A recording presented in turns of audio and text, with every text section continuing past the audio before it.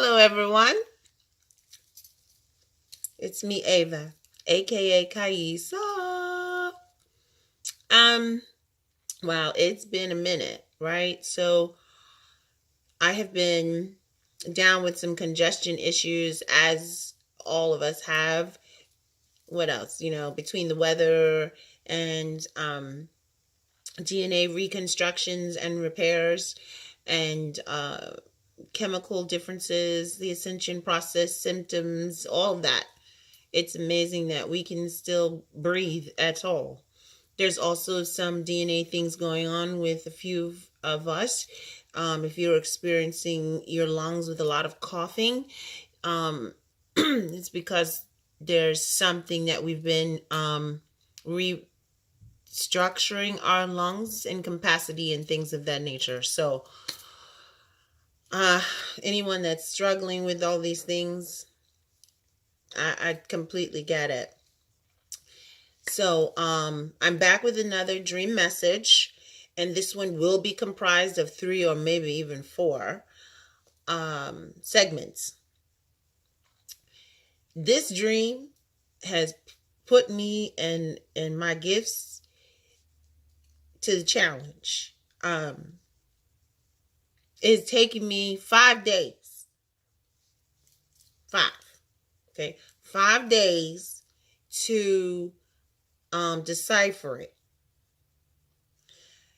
I was at the point where it was very challenging. I'll explain to you real quick.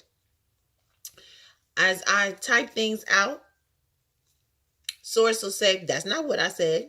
That's not what I want to convey. That's not the message. So I would have to delete everything and start again. Okay. So I get the messages. I have to do the research, and then we have to, it's like a sit down. We have a meeting, and here it is. All right. So it's packed with some very powerful information. Okay. Some very powerful stuff. And wow.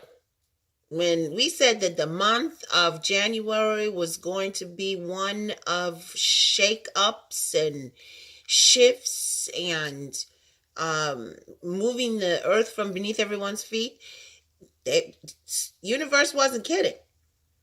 Source was not kidding in the least.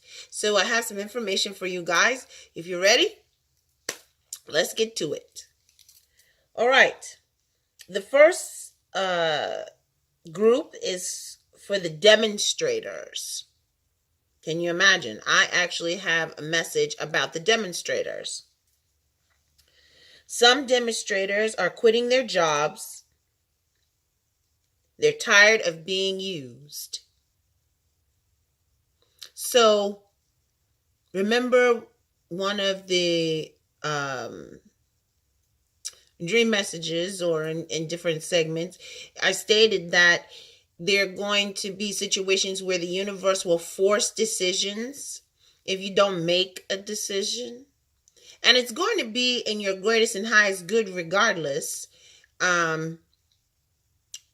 What's in your best interest. So just because, let's just say, a twin decides, that's in a demonstrated relationship, decides to say, hey, you know what? I don't think I want to go with my twin. I'm going to stay in this demonstrated relationship. Well, let me tell you something.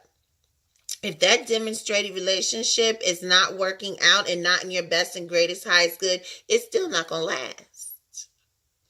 So think about that. That's how that works. All right? Okay. In regards to them feeling like they're being used, it's because, remember I said they can sense you sitting on the couch and your mind is not there? There you go. Okay. Some of the they're doing some soul searching. They're going into what they want to do with their lives, where they are in their lives, and universe has them digging. Let's see. They're redirecting their life and their career paths. They're going back to school to further their education. Some of them. And these changes will put a strain on the relationship. They're not going to leave the twin, but just making changes. So all of that are the demonstrators in the demonstrated partnerships. All right. That's a whole lot right there. I've never had to do anything like that for the demonstrators themselves. Okay. Next, we have the demonstrators that are matched to an unawakened twin. All right. And those are only the ones that are male gender. So it's a it's a demonstrator matched to an unawakened twin, male gendered. Okay. He is playing the power card. Not narcissist, but a power card. So let's just say that he's the breadwinner, and with all these changes that I just stated that could be made, they're doing their soul searching and things of that nature. Things are going to be shook up. They're going to speak up, and things are going to be a little different. So that little comfy cushion that the unawakened twin thought they had in this little demonstrated partnership, not anymore. Not anymore. All right. All twins. Ready? You're too concerned about everybody else. I'm going to say that again. All twins. Too concerned about everybody else. It seems that we all have this problem, and that's a problem. It is a problem, or else it wouldn't be brought up. That we want to fix. Some of you want to fix people. You can't fix people. Okay. You grew up broken, or we're broken. So we always want to try, and we grew up with issues. We've experienced different things. So this causes us to want to fix and correct people because we want to try and compensate for what we've been through. We think we could help somebody else. Well, let me tell you something. That's not going to happen. It's not going to work unless a person has chosen to be helped by you. It's not going to work. Okay. The universe has stepped in to help with this problem. Okay. All twins are experiencing some difficult 3D shizzle and are feeling very vulnerable right now. Okay. So remember, again, all that stuff from 2018, I said was still going to residue and overflow into January of 2019. So making it through that. That's fizzing out. But it has nothing to do with stuff that's happening in your regular life. Even though we're spiritual beings, we still have to take thought and consideration into 3D stuff. Okay, we still have to pay bills. We still have to get children to point A and B. Some of you still have to deal with the co-parenting issues, just things of that nature. You know, things go wrong. People have flat tires. People need cars fixed. There's repairs. There's things, and you're wondering where the money and things are coming from. So these are things that you're probably going through. So it leaves you feeling a little vulnerable because you're like, okay, what do I do? We still have to take into consideration, if you ask the universe to help you and things are going awry, sometimes you have to shake stuff up like the Tower card. Okay, pull things up or whatever. I'll put that in the description box below too. You'll have to shake things up in order for things to be rebuilt. Okay? Sometimes if you renovate in a house, you can't just take the walls that are there. And sometimes when you pulling out walls to open up space and things of that nature, think about that. You don't know what's behind those walls. You get in there and you find a nest of rats. Ugh. Imagine that, right? So what do? You can't do anything until you get rid of the rats. Okay, so then you open up a little more and you say, oh, look at this. They no longer do this type of piping. You have to use a special type of piping. I don't know. I think they call it galvanized or something like that or whatever. While you're in there, because it's been too long, then there's different permits you have to get and all this kind of stuff. You got to do this before you can do that. Think of yourself as being reconstructed in this way.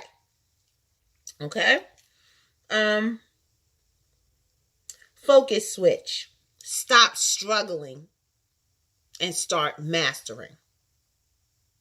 I'm going to say it again. Focus switch. Stop struggling and start mastering. Okay? That means everybody keeps saying, well, I'm struggling to do this, or they struggling to do that, or they hear people they struggling. You're not struggling. Now, I'm listen very carefully when I say you're not struggling. You overcame these things, right?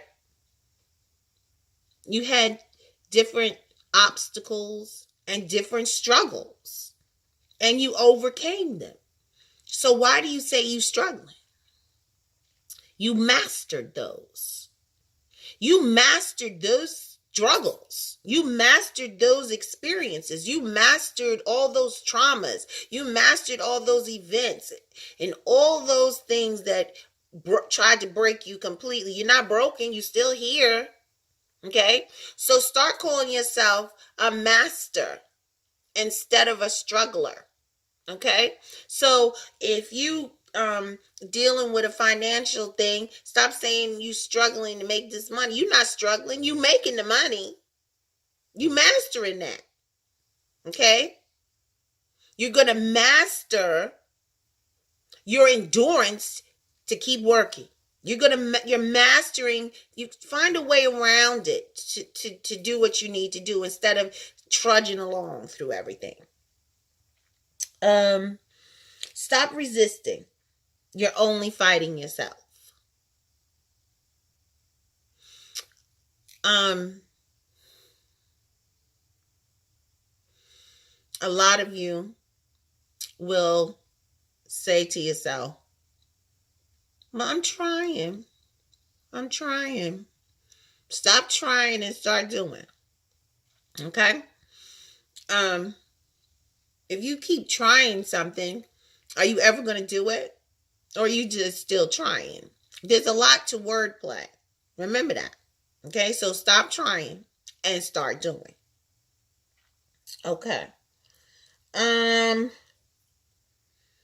Here we go. Focus switch. Wasting time and energy on people and their issues. It's time to get your life, concentrate on inner work, put people, places, and things not only in order, but in check as well. Okay. Let me explain what that means. Let me read it first again. I know what you know this means. Wasting time and energy on people and their issues. Okay. I have a video that I said. I first started saying, this is an expression I want you to remember. Okay? Don't make your issue my issue. Don't make your problem my problem. Okay? That's not my issue. Okay? So, I'm going to say it again. Don't make your issue my issue, your problem my problem, not my issue. Okay? Realize that sometimes you could be so bogged down with everybody else's poppycock until you totally miss the mark for yourself. Okay? And putting all this energy into what everybody else is doing instead of what you should be doing. You're not doing your inner work. By the time you get to yourself, you're drained, or you're too tired, you don't feel like doing it. Or you're aggravated because you don't have the patience or the zen or center to continue on for yourself. Right? All right. So, time to get your life. I'm going to say it again. Get your life. Right? Get your life. Tell people you to get their life so you can get your life. Okay? All right. Now, concentrate on your inner work. You don't have time to do your inner work because you dealing with everybody else's stuff. Right? So let's stop doing that. All right. Put people, places, and things in order. Okay? You got a friend or someone, a family member or whatever, that's constantly doing something that aggravates you. Put them in their place. Simple. Say, you know what? I need to pull your coattail on this. But when you do so-and-so, it's starting to work on my nerves. Now, I have been dealing with this, and I've known you X amount of years, or you're my sibling, or you're my this or that. But let me tell you something. The new me will not tolerate it anymore, okay? Let's respect me. Let's respect my place. Let's respect my space, okay? Respect my things, all right? Now, when you talk about respect places, put things in places in order, okay? Let's get organized in 3D, okay? I know that it's hard to balance spirituality, life, existence, and your home and your environment. Okay? Start designating the people up in your home. You know what I'm saying? I'm gonna sidetrack for a minute, all right? I have been doing laundry and cleaning and cooking or whatever since I was 8 years old. Okay? Now, a lot of people are coddling their kids, which does not it does not help them to grow up to be responsible people. Okay? You being to the rescue all the time is not helping them be adults. Okay, it doesn't make sense that an 18-year-old is going to college and bringing their laundry home. I'm sorry. No, it's not. Okay? Sorry, not sorry. They're 18 years old, can sign a document legally, and they don't know how to do their laundry. Why? Because you, as a parent, felt that, oh, I'm mom to the rescue. I have to do this and I have to, because you had to feel needed. I'm putting it right where it's supposed to be. Okay? Because you feel or felt that you had to be needed. Let me give you an example of what I did when I was with my kids. I had more than one. And because I had more than one and they were all in different things, I tell them, I would lay out their clothes and they all wore the same color. Now y'all laughing. You're laughing. But guess what? When laundry time came, it sure made it easier for me. And as they got older, they were like, do we have to wear the same color? I was like, nope, you do your own laundry. That was my whole thing. So I started teaching them how to do their own laundry. Okay? There's no reason why they can't help you. Okay? You choose to put all responsibility on yourself. Stop doing that. Designate. Just like at work, okay? You don't have to do it all. If you're in charge of certain things, realize that you can designate people to do things. And if the people that work underneath you don't do it correctly, maybe you should consider firing these people or hiring more efficient staff. Okay? These type of things cause anxiety. You go through all these changes, and it's because nowhere you go is settled. It's chaos. It's mayhem. It's all over the place, right? So what you have to do is start designating responsibility. It's all about shedding stuff that doesn't resonate. And I use the word resonate. It does not resonate, which means in this case, this is not for my best and greatest highest good. Okay? So me being stressed out and putting all the workload on me is not acceptable. Okay? You have to get some of your me time back. There's no such thing as I don't have time to meditate.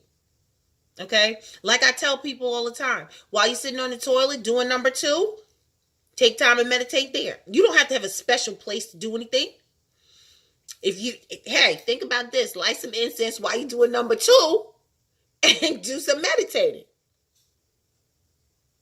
Okay? You don't have to be sitting there for 2 million hours to meditate. It doesn't require that. I have a friend that does like 5-minute meditations. I don't know how she accomplishes these things, but she does 5-minute meditations. Okay? And she's very good at them. She does these things, and she's spoken, and she's very powerful.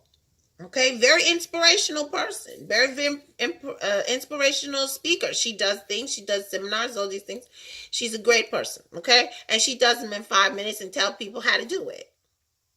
All right? Now, things. Put things in order. Okay. Let's put ourselves on some kind of regime where we tell everybody, okay, this is where it goes. Let's learn how to put it back. Okay. You should not be picking up behind people. Start teaching people how to. Barney even sings, clean up, everybody, everywhere, clean up, everybody do their share. Is that right or wrong? Right? So I'm put that in the description box below too. So maybe if you have that song rolling around in the top of your head, you'll get these little kids that you got got you running crazy, or even adults. Okay? Make them do their share. Okay. Let's get rid of the anxiety. What's going on? Okay. Now, as far as doing your inner work, I have an excellent called the Inner Child System. It's an awesome system that will get you in touch with your inner child. It will also get you connected to your higher self. It will also diminish that ego. Okay? It will help you get that connection, get that center, learn more about yourself, shed all that poppycock that you don't need anymore, to release things, to understand why you like you are. That will bring all your soul searching to surface. And connect all the previous incarnations, the ancestral stuff that you've come here to shed and release for your ancestral history, biological ancestral history. And but it's called the T.I.C.S system. And I provided a link below that it's a few videos that give you a list of things that will help you to understand why you are like you are, why you feel the way you feel. It will help you understand some things about yourself. And once you address those issues and self-realization and self-awareness, it will help you grow. Okay? You can't get a connection if you don't know what's happening here. You can't ascend if you still got stuff going on down here, okay? And also, like I said, that's in the description box below. Contact me if you're interested in doing that. So, again, the inner child system. It works. Trust me. Okay. Wake up and see that there is no struggle. Co-create with universe for resolutions. Don't be surprised where the offer of resolution comes. Okay? I'm going to say that again. Don't be surprised from where the offer of resolution comes. Okay? Ask for help no matter where it comes from. Okay. Now, let's take this into consideration real quick. You ask universe to assist you in helping you with resolutions, interfere, and help you come up with ways to resolve matters. Financial, through love, just 3D everyday things, mental issues, emotional issues, and things of that nature. So this is what happens. Once you ask universe to help you, universe will is job, or even if you ask God, if you send God a message, say, look, I need some help, Father, send me help. Then what will happen? Father will make the universe make it happen, right? Now, if you ask Father for some money or financial issue, let's just say, and universe finds a way to make it happen, universe will have your ex call you and say, hey, you know what? I have a little bit of extra money or something. And I know you mentioned that you was trying to get your car fixed. It may not be much, but it's a couple bucks. Or I have a friend that knows how to do that. If you could just buy the piece or the materials, the tools and things, or the parts, and they'll do it for you for free. Okay, are you gonna really tell your ex no? Cause you got your butt on your shoulder, or you got an attitude? Let's remember, you ask universe for help, or you ask God source for help. Don't get cocky about where the help is coming from. You get on your knees and you show gratitude and you say, thank you, Father. Thank you, God source. Thank you, universe. Whatever it is you want to say. But thank you and show gratitude. Okay? Now, something we also have a problem with is pride. I'm going to say this again. Something else we have problem with is pride.